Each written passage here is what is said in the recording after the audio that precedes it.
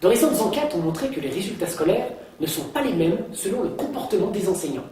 S'ils savent faire preuve d'humour, les élèves retiennent mieux ce que leur enseigne le maître.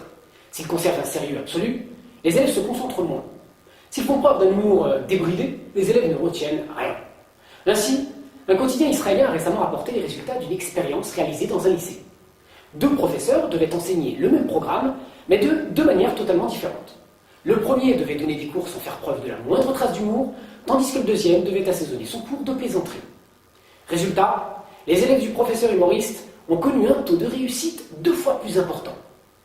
En réalité, ces enquêtes ne font que confirmer ce que le Talmud nous enseigne.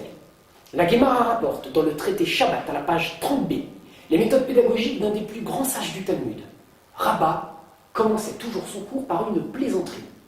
Puis il s'asseyait avec crainte et commençait le cours. La Guémara prend même le temps de préciser que la présence divine ne repose pas lorsqu'il y a de la tristesse, de la paresse, du jeu, de la légèreté, du bavardage ou des paroles futiles. Elle ne se pose que lorsqu'il y a de la joie d'accomplir les mitzvot.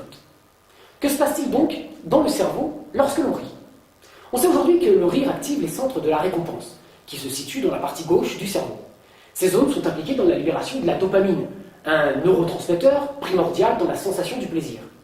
À quelle dose faut-il user de cette drogue qu'est le rire? Le Talmud est précis.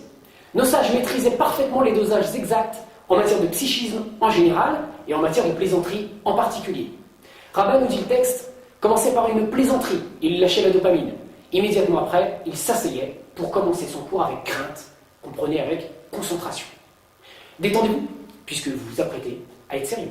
A bientôt pour un nouveau Le Saviez-vous.